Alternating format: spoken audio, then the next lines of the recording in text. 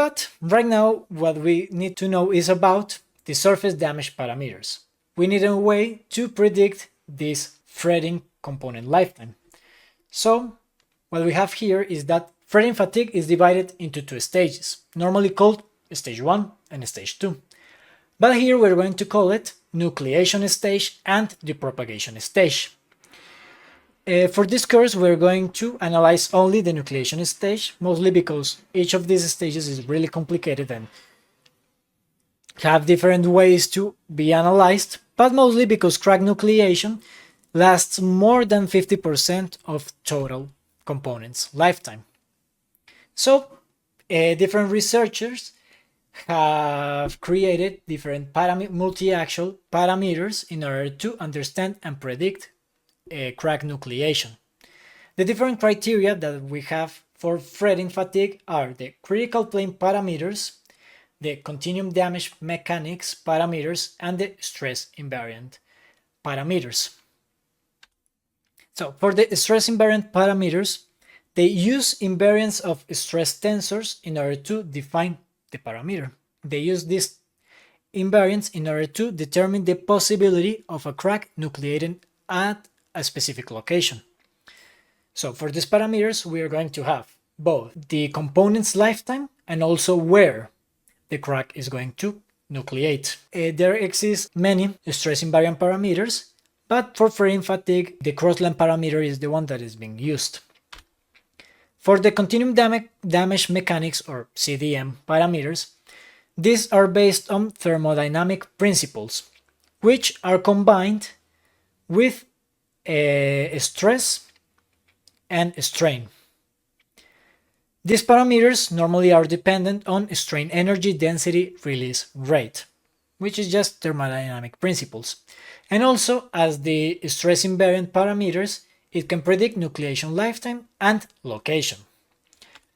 Lastly, for the critical plane parameters, which are the parameters that we're going to talk about here, that we're going to use, they evaluate damage on planes prone to cause failure. And these planes depend on shear and normal stress and strain, as well as load conditions. Normally, for the selection of the critical plane parameters, we have to rely on what the load conditions are in order to define which parameter we're going to use. The difference between these parameters and the other ones is that, well, they can also predict nucleation lifetime and location, but also it can predict nucleation crack angle. And these type of parameters are divided on stress-based, strain-based, and strain energy-based parameters. Here, we are going to talk about one of the most popular and most used critical plane parameters, which is the Fatemi-Sossi parameter. It is a strain-based parameter that claims that the crack nucleation originates from shear strain range and normal stress. This type of parameter considers non-proportional loads and out-of-phase loadings. That's why it is used normally. The definition of this parameter follows this equation, which can also be used in this other form. Another important thing to take in consideration here are the threading main stresses, since these values are going to be the ones that we're going to use to verify our model. First of all, we have the contact pressure, or S22, which is based on the Hertzian contact formulation, which is defined by this equation and looks like a semi-elliptical stress on the contact surface. The most important part of this equation is going to be the A. A is going to be defined as the semi-contact width, which is going to be used in all of these stresses and is also going to define our mesh. Then we have the tangential stress, which its form is derived from the Coulomb friction law, which is just the contact pressure multiplied by the coefficient of friction. However, since here we have a threading fatigue, we have a mixed stick-slip regime. So we're going to have a stick part and a slip part of the contact. So For the parts that follow a normal, let's say, Coulomb friction law, are going to be the parts where we are having a slip regime.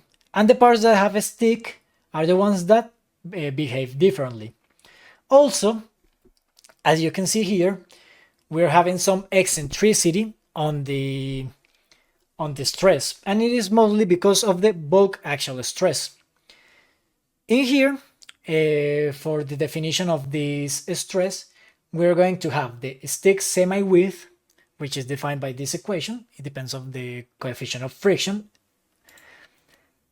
which, as I told you, this part that has a different behavior is the stick part. And also, we can define the eccentricity with the maximum pressure, the coefficient of friction, and the bulk axial stress.